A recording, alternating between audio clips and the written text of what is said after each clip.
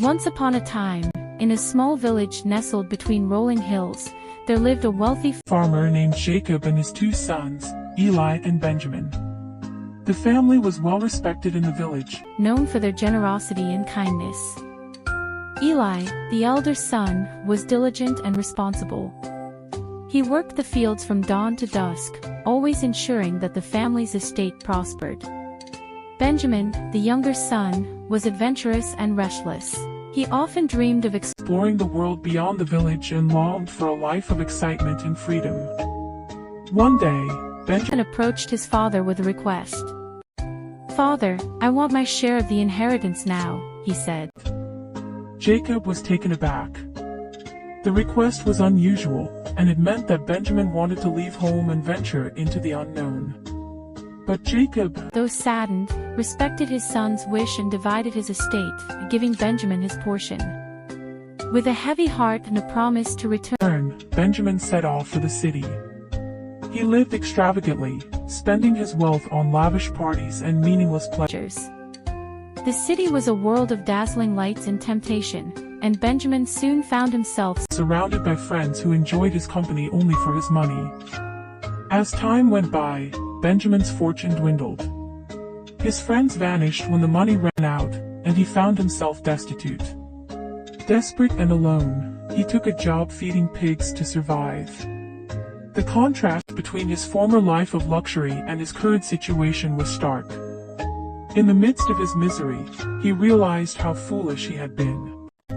One evening, as he watched the pigs devour their food, Benjamin thought of his father and brother back home. He remembered the warmth of his home, the love of his family, and the respect he had once taken for granted. A glimmer of hope sparked within him. He resolved to return to the village, not as a son who deserved a grand welcome, but as a humble servant, asking only for forgiveness. The journey back was long and arduous, but Benjamin persevered. As he approached the village, he could see his father standing at the edge of the field, his eyes scanning the horizon. Jacob had been waiting, longing for his son's return. When he saw Benjamin, he ran to him with tears of joy streaming down his face.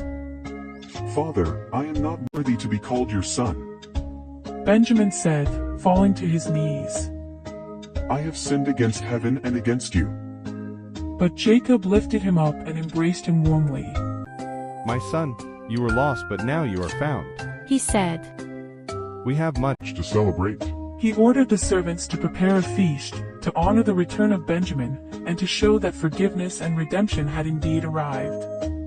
Eli, who had worked diligently on the farm, initially felt slighted by the grand celebration.